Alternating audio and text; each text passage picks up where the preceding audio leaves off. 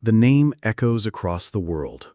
Manchester United, a club built on glory, rebuilt from tragedy, and now searching for a way back.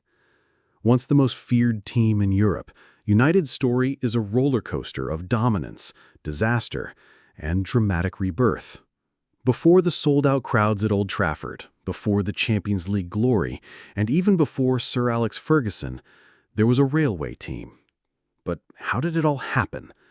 And where is it headed now, under new manager Ruben Amorim? In 1878, a group of workers at the Lancashire and Yorkshire Railway Depot in Newton Heath decided to form a football team. Their goal wasn't fame or fortune, it was simply to enjoy the game. They called themselves Newton Heath LYR Football Club, and they played matches on a humble piece of land near their depot. But from this modest beginning, the seeds of greatness were planted. Newton Heath wore green and gold, the same colors that later became symbols of protest against club ownership. But back then, those colors stood for gritty industrial pride. The team competed in regional leagues and joined the Football League in 1892. However, success was elusive. Financial troubles mounted, and by 1902, Newton Heath was drowning in debt. Then came a savior. John Henry Davies, a wealthy local brewery owner, stepped in. Legend says he discovered the club through a chance meeting involving a lost dog. Whether true or not, what mattered was that Davies invested in the struggling team and insisted on a complete rebrand. Newton Heath LYR was renamed to Manchester United Football Club.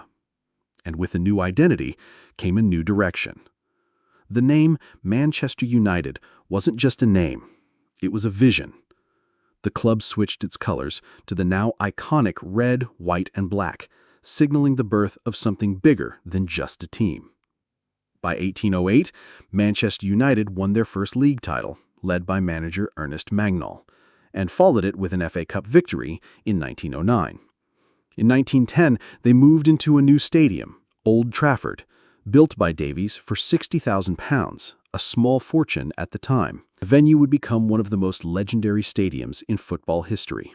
But just as success came, the world changed.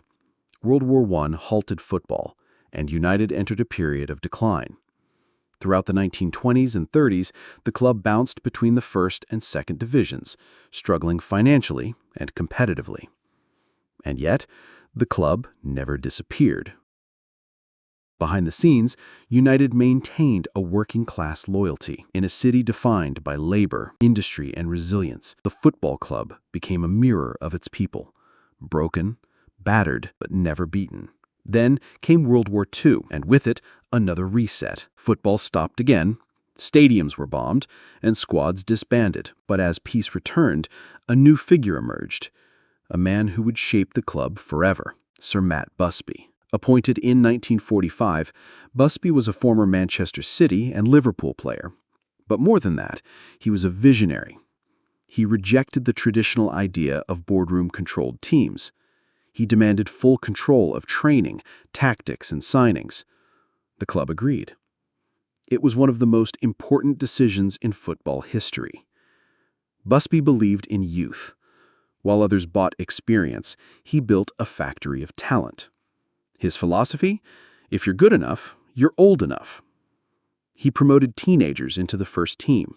They were fast, fearless, and played a beautiful attacking brand of football. They became known as the Busby Babes. Players like Duncan Edwards, Tommy Taylor, and Roger Byrne weren't just talented, they were special. They won the first division title in 1956, and again in 1957, and their average age was just 22. They weren't just winning, they were redefining football. Europe noticed.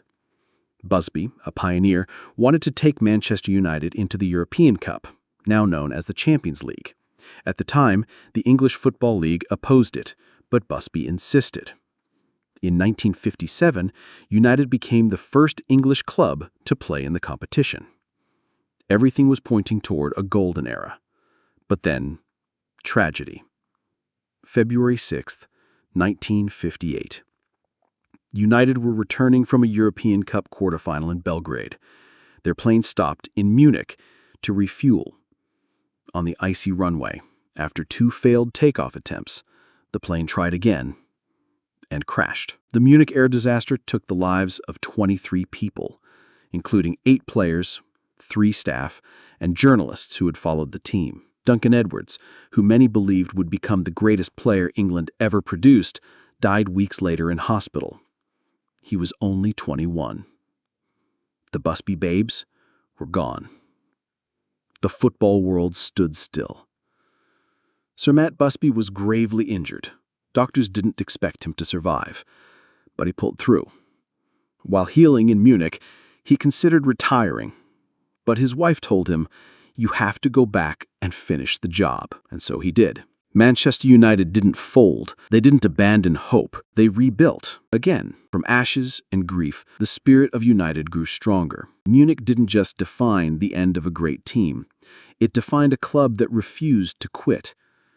It was the moment Manchester United stopped being just a football club and became a symbol of survival, of hope, of legacy. And that legacy would shape every moment that followed. The Munich air disaster didn't just devastate Manchester United, it nearly destroyed them.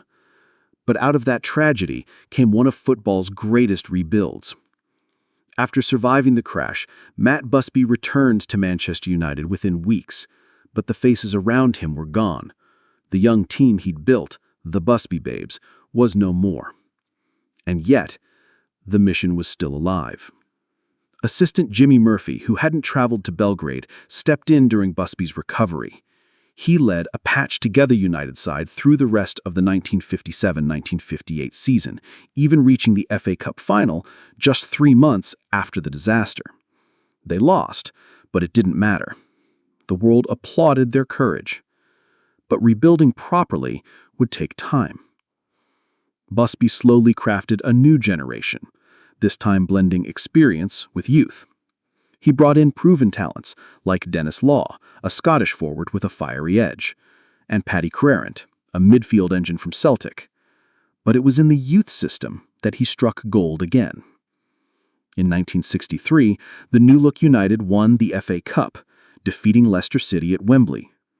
It was the club's first major trophy since Munich. It wasn't just silverware, it was a message. Manchester United were back. Then came the arrival of a boy from Belfast who would change everything. George Best. Signed as a teenager, Best had magic in his boots. He played with the street flair of a kid who grew up dribbling through alleyways, yet had the composure of a veteran. He was fast, fearless, and unpredictable. He could score from anywhere and beat defenders just for fun.